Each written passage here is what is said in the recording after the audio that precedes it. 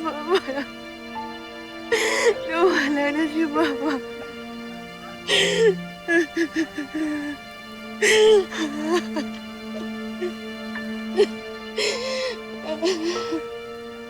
Ospital.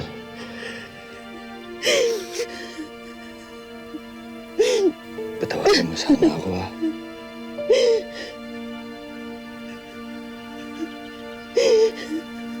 Kasi hindi ko naligtas si Mama.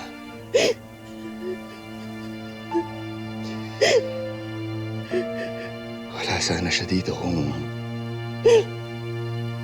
may nagawa lang sana ako para ipagtanggol siya. Lolo? Ma? Ma!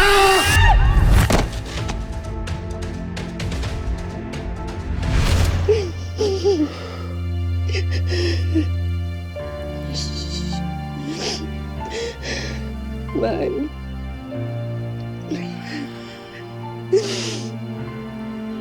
Ang importante, mahanap natin yung nawawalang kakambal ni Mimay.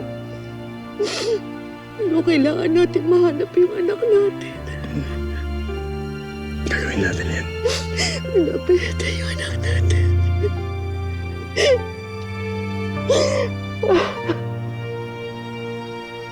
Lolong.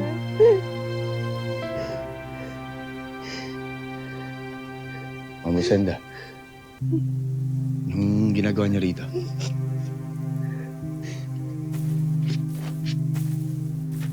Si Elsie ko pala, asawa ko. Si Ma'am Rosenda. Galing ako sa ospital kaso wala ka daw doon. Gusto sana kita makausap para personal ako makapagpasalamat sa'yo sa lahat ng mga nagawa mo para kay Butchoy.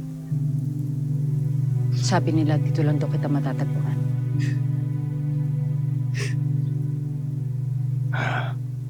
Ma'am Rosenda, malaho yun. Alam niyo naman ho siguro na nakahanda ho kung gawin lahat para ho kay Butchoy. Parang anak ko na rin ho kasi yun. Nga pala si Elsie ho, ang asawa ko. Si Ma'am Rosenda yung nag-alaga kay Butchoy. Hello po.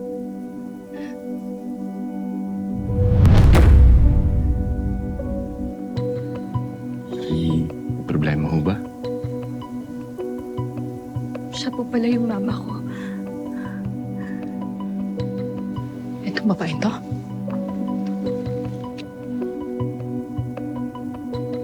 Itong mama mo? Ha? Bes? Bes? Umalis ka na. Anong gagawin ko dito? Alis na.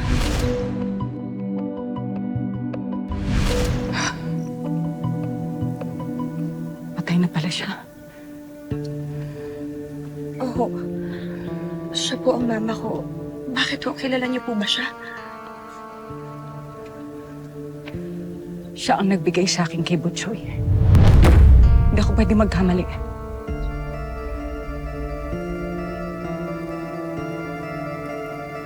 Teka lang ho. Tama ho ba yung intindi ko?